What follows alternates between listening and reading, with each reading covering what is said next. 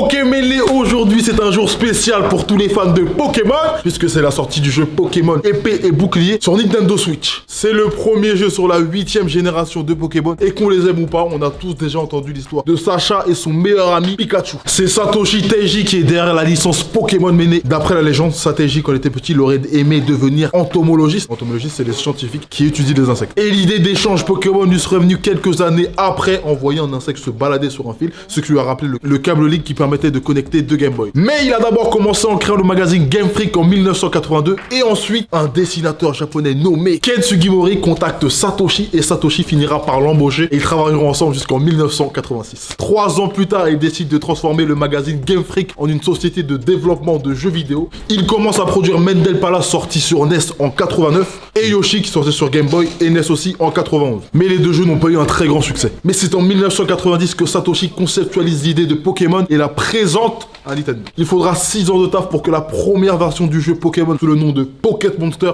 sorte au Japon. Il y avait 2 versions, c'était Pokémon version rouge et Pokémon version verte. Et les deux jeux seront vendus à plus de 10 millions d'exemplaires seulement au Japon. En voyant le succès phénoménal des 2 versions, Nintendo décide de remasteriser en une seule et même version, la version bleue. Et c'est cette version bleue qui servira de base pour les sorties des cartouches rouges et bleues sorties aux États-Unis et en Europe qu'on connaît aujourd'hui. Pokémon aujourd'hui, qu'est-ce que c'est? C'est 22 saisons du dessin animé, 22 films animés qui sont sortis par la suite. Un film avec des vrais acteurs qui est sorti récemment qui s'appelle Détective Pikachu, un jeu de cartes à collectionner exceptionnel. Et il y a même une carte Pokémon Pikachu Illustrator qui a été vendue aux enchères à plus de 195 000 $. Et de base, elle était sortie seulement au Japon en 1998 sous quelques exemplaires. Donc pour la sortie du jeu épée et bouclier sur Nintendo Switch, on va parler de nos attentes sur le jeu. On va aussi parler de la longévité de la licence, pourquoi elle fonctionne aussi bien année après année. Il y a aussi Kadi qui va pouvoir nous donner son avis sur le jeu puisqu'elle a pu jouer 6 heures. Donc vous mêlez derrière la caméra, likez, commentez et partagez ce Camino Daily. On est en bleu sang comme jamais, c'est parti pour le débat. Bye bye. Alors pourquoi il y a eu beaucoup de succès, j'avoue je sais pas. Par contre le secret de la longévité c'est ils bombardent, on en entend parler de partout. Les jeux comme t'as dit, les films, ils sont bien ou pas, ça fait vivre la licence, tu vois, de fou. Le côté carte, tu vois, moi genre je suis fan de Yu-Gi-Oh, tu vois. Et genre des fois je vais genre anciennement Toys R Us trouver les decks et tout ça. Frérot, genre le corner Yu-Gi-Oh il est comme as. Le corner Pokémon il est balèze frérot. T'as des arènes, t'as tout le temps des nouvelles cartes qui sortent, des gros packaging de ouf. Moi le jeu, je vais le pécho même si là du coup avant qu'on allume la caméra, Kadi elle nous a spoilé tous les 6 heures de jeu parce qu'il faut savoir que Kadi s'est couché à 5h du matin. Je vais faire un peu le vieux con. J'ai beaucoup joué au rouge, bleu et beaucoup au jaune parce que le jaune tu commençais avec Pikachu, tout ça c'était dark, il te suivait et tout, je trouvais ça frais de fou. J'ai joué un peu à l'or argent et j'avoue qu'après j'ai lâché total. Ça veut dire que je connais que les anciens Pokémon, les 151 Pokémon du coup. Ah ouais, que ce mot. Gros de fou, franchement fort, franchement je te comprends hein, et j'ai pas envie de connaître la suite. J'ai pas envie de me prendre la tête à refaire de l'affinité avec, tu vois, parce que moi dans les jeux vidéo, dans les trucs, je prends pas souvent les meilleures équipes, les nouveaux personnages, les nouveaux trucs, je fais à l'affect. Par exemple dans Mortal Kombat, j'ai commencé avec Noob Saibot. Bon là il y a eu des mises à jour mais avant il était pas très bon, tu vois, mais juste je le trouvais stylé. Du coup même si je mangeais des tartes, je m'en foutais, tu vois. Et au final je suis supporter du Milan AC, donc quand je joue en ligne, je joue avec le Milan AC ou Arsenal et au basket. Puis ouais, il faisait des signes et au basket, je joue avec les Knicks, voilà, donc on est pas bon. Donc je fais toujours à l'affect. Dans Pokémon, pas envie de connaître la suite. La longévité, je pense que c'est dû aussi aux générations de Pokémon. En gros, c'est Pokémon, c'est un jeu qui est sorti, il y a eu une génération de Pokémon. Ouais. Et là, à chaque fois, il y a une nouvelle génération. Ça veut dire que les nouvelles générations de gens qui jouent, les typeux, ils ont des nouveaux Pokémon pour eux. Ils ont pas les anciens qu'on avait nous. Donc je pense qu'il y a ça aussi. Là, on est à la combienième, tu m'as dit 6ème, 7ème, 8ème génération de Pokémon. Donc ça fait combien de Pokémon? À chaque fois, ils en rajoutent 100, 200, etc. Moi, la première génération, elle m'appartient de fou, frère. La suite, j'en veux pas. Je ne veux même pas savoir ce qui se passe. Oh non, mais par exemple, j'ai joué sur les 3 premières versions, donc rouge, jaune et bleu. La génération d'après, c'est or et argent, c'est ça. Donc moi, j'ai eu le or, mais je commençais déjà à lâcher à ce moment-là parce que il y a déjà des trucs qui se rajoutaient qui me parlaient pas trop. Et du coup, non, bah moi, première génération à fond. Il y a tous les Pokémon en fait. Je sais pas s'ils y sont tous parce que même quand je regarde le Pokédex, c'est plus le même. Genre Pikachu, c'est plus le 25ème par exemple, tu vois. Genre, c'est pas genre on part du premier 150 puis on ajoute et tout. Moi, je suis comme Mike, je fais à l'affect. Là, mon équipe, c'est que la première génération. Genre, j'ai eu un Chenipan, j'étais grave gaze alors que de base, Chenipan. Alors qu'il est claqué en vrai. Là, j'ai joué, j'étais là en mode waouh, c'est ma génération, ça et tout. Tu vois, là, j'ai Pikachu parce qu'il faut savoir que pour ceux qui ont Pokémon Switch, Let's Go Pikachu ou Evoli, vous avez la possibilité du coup de récupérer donc soit Pikachu, soit Evoli dans ce jeu. Donc c'est cool parce que du coup. Le jeu est très nul, hein, faut pas oublier quand même que. Lequel? Let's Go Evoli. Ah, moi j'adorais, moi je dis rien. Moi je kiffe le Pokémon, il nous suit comme dans la version jaune. Je me suis fait un starter pack de Sacha, donc que première génération. Pikachu, suit là dans le jeu? Non, c'est Voilà, ça. bah c'est pourri. Enfin, moi, je vais même pas l'acheter. Et ce qu'ils ont réussi à faire aussi, mine de rien, c'est décliner toute la franchise. Parce qu'au départ, c'était des jeux vidéo. C'est de jeux vidéo à série. Là, il y a maintenant, je crois qu'il y a 22 saisons. Le jeu de cartes, évidemment, personne connaissait les règles, donc on joue à la lancette. Ouais. Et t'as aussi les films. Donc t'as les films, je crois qu'à un moment, t'as eu aussi un. Il me semble, au Japon, t'as un parc d'attractions dans Pokémon, je crois, ou un truc comme ça, un grand parc avec un univers Pikachu. T'as les Poké Center aussi au Japon. Donc ils ont vraiment réussi à décliner toute la franchise et en fait, ça parle à tout le monde. Donc si t'aimes bien l'univers Pokémon, mais t'aimes pas forcément les jeux vidéo, ou t'aimes plus les cartes, ou t'aimes plus les dessins animés, en fait, donc, peu importe ce que tu cherches, tu te trouves. Pokémon Go là, ça a rajouté un truc de ouf. Chaque fois, ils arrivent à retaper un coup et à remettre le truc en avant, quoi. Donc, c'est cool.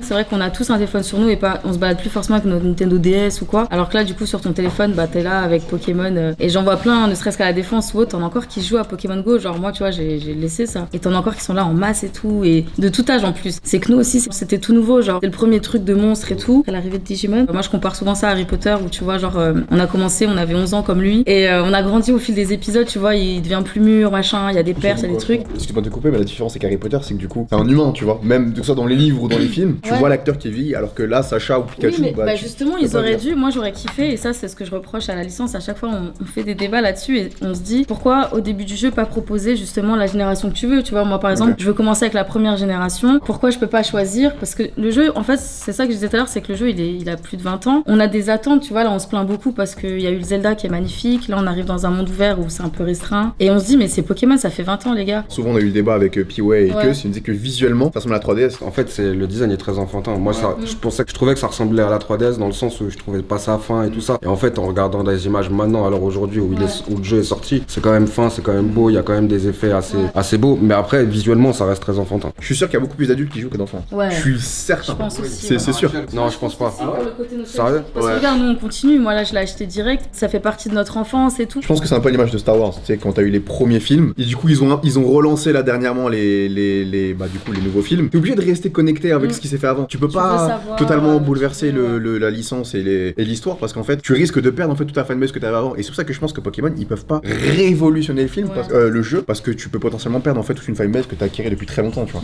Pokémon, j'ai l'impression que c'est l'inverse. J'ai l'impression que c'était plus adulte avant et que petit à petit ça devient de plus en plus enfantin, gros. C'est un truc de ouf. Ouais, j'ai vraiment cette impression. Par exemple, j'ai joué pendant 6 heures là et je suis encore au début du jeu, j'ai même pas atteint une arène. Et pourtant là mes Pokémon ils sont bientôt au niveau, il y en a qui sont déjà au niveau 21 et j'ai même pas encore un badge. Et là bientôt il va plus m'écouter le Pokémon et j'ai encore plein de trucs à découvrir. Tu fais un combat, le gars il a un Pokémon, tu le bats avec une attaque. T'as plus ce truc du challenge. Ce que je trouvais cool dans les anciens justement c'était ça. C'était de genre d'attaquer le Pokémon pour qu'il soit à ça de vie et que tu puisses le choper, tu vois. Si t'allais un peu trop fort, tu le ratais et ça je trouvais ça archi cool. Déjà ce qu'ils proposaient de base au début, j'avais plus kiffé parce que tous mes potes y jouaient et que je voulais jouer avec eux. Mais en soi le délire il me faisait pas. Je préférais Digimon parce que ça avait l'air plus réel, tu vois. Et Beyblade encore, je pourrais en parler des heures. Mais en fait, ce qui était cool avec Pokémon, c'est l'interaction, tu sais, t'avais le câble Link, les combats, fallait montrer que t'es le plus fort, etc. Fallait connaître lui. Il y avait un peu ce côté stratège, le feu bat la plante, etc. Ça c'était cool, tu vois. Il y a aussi un truc qu'on n'a pas dit, c'est que genre ils ont pas fait que des jeux en mode RPG. Ils ont fait les délires photo, les délires stadium, le délire. Il y a eu des jeux de combat, il y a eu plein de sortes de jeux. Alors déjà faut savoir un truc, c'est que moi je suis deuxième génération. La première génération je l'ai connue, mais ma génération préférée c'est la deuxième. Kaiminus, Noctali, Mentali, Entei, Suicune, tout ça. Deuxième génération c'était Pokémon Colosseum sur GameCube. C'était la première fois moi que je voyais des combats avec 2 Pokémon en 2 contre 2, donc c'était monstrueux. Et ensuite, moi je me souviens, j'ai beaucoup joué au Donjon Mystère sur DS. Il y avait pas d'humains, c'était que des Pokémon qui parlaient entre eux. C'était en mode RPG avec des donjons et tout ça, mais en version Pokémon, donc c'était déjà très très lourd. Moi je me souviens aussi, à l'époque avant que Pokémon Go ça sortait, j'ai réappris à aimer Pokémon parce que je me suis relancé, j'ai suivi le mouvement. Pokémon Go j'ai un peu lâché maintenant, mais du coup ça m'a donné envie de rejouer à Pokémon, tu vois. J'espère que c'est un vrai jeu de salon, genre, parce que Pokémon ça a toujours été un jeu de console portable, donc toujours plus ou moins un petit jeu, tu vois. Là j'espère que genre niveau longévité dans le jeu, ça va durer beaucoup plus longtemps et que ce sera plus étoffé du coup. Ça reste comme la version Game Boy où tu fais exactement pratiquement la même chose. Bah après la version Game Boy les toutes premières elles étaient très longues, on mettait du temps à les finir. Après sur et sur le terme ça s'est réduit, genre la Lola je crois t'avais presque pas de combat, t'avais que du blabla, je l'ai fini en je sais plus combien de temps. Et là par contre j'ai pas testé sur la télé, j'ai joué tu sais parce que c'est Pokémon, j'ai trop l'habitude d'être comme ça et j'avais la flemme de commencer à jouer avec les manettes là. Mais voilà, sinon le jeu est vraiment bien, encore une fois c'est un Pokémon donc faut pas non plus s'attendre à un Zelda. Et moi ce que je reproche au jeu c'est le manque d'innovation parce qu'en gros nous comme on a dit on est des anciens, on a joué à presque toutes les générations les jeux Pokémon. Et c'est relou qu'on retrouve encore le même système qu'ils ont rien proposé de nouveau. On peut vraiment aller un peu plus loin et je pense qu'il y a des problèmes avec les graphismes, etc. Ouais. Pour les gens comme moi qui sont un peu réticents à jouer à Pokémon, c'est relou d'avoir l'impression de jouer à un jeu 3DS comme on l'a dit. Après, il y a des nouveautés dans le sens où quand tu joues en ligne, tu vois, il y a RBT2, t'as la personne dans la même pièce que toi sans fil, tu vois qu'elle est connectée, les échanges de Pokémon c'est super rapide, genre c'est plus dans le centre Pokémon. Là on était juste à côté, ça dure 2 secondes. Après t'as aussi. Il y a plus la musique. Si, non, ça c'est au centre Pokémon. Ah merde. Il y a aussi un truc qui dans les anciens qui était archi lourd, c'était les musiques. Parce que là les musiques elles sont cool. Ouais, les musiques elles sont. T'as des améliorations, tu reconnais un peu l'ancienne, mais elle est un peu refaite. Ah, et l'amélioration que j'ai kiffé, moi ça me stressait de ouf. Tu sais, quand t'es en fin de vie, ça fait télé. Là ça te le fait pendant 3 secondes et ça s'arrête. C'est très bien pour 2 oreilles. Tu disais que le manque de nouveautés c'était la faiblesse du jeu. Je pense que Nintendo, tu vois, ils sont un peu dans un mode un peu comme Disney, en mode on fait des remakes. Tu vois, genre Disney, ils ont fait le Roi Lion, ils ont fait le Livre de la Jungle et Aladdin. Et ben, je pense que Nintendo, ils essayent de faire un peu pareil parce qu'en ce moment, il y a plus leur eShop avec les jeux rétro mis au goût du jour comme Link's Awakening et tout ça qui marche en ce moment, plutôt que les vrais jeux Switch. Je pense justement que en fait, c'est un jeu qui aurait très bien pu sortir sur le eShop. Je trouve que c'est pas vraiment un vrai Pokémon dans le sens où ils ont pris des trucs, ils ont juste rajouté des trucs et ils ont pas fait un truc énorme comme par exemple Breath of the Wild quand la Switch est sortie. Breath of the Wild était tous par terre parce que vraiment Nintendo est dans un mood de rétro gaming. Donc t'es en train de dire qu'il est nul? Je suis pas en train de dire qu'il est nul. Voilà les BG, vous avez l'avis du bureau sur la licence Pokémon. On a parlé du développement de la licence via les jeux, les séries, les films, les jeux de société, tous les produits dérivés Pokémon, ce qui a permis à la licence de vivre encore aujourd'hui en proposant de nouvelles générations Pokémon. On est à la 8ème aujourd'hui. C'est quand même beaucoup. Ah oui, attends, il y a même Caddy qui a joué 6 heures au jeu et qui a réussi à dire que c'était bien. Donc vous dans les commentaires, soyez francs, soyez honnêtes, soyez justes. Dites-nous ce que vous pensez de la licence, dites-nous ce que vous pensez du jeu mené. Pokémon Bouclier épée est disponible, le lien est dans la description. On est ensemble, passez de bonnes journées. Ouais.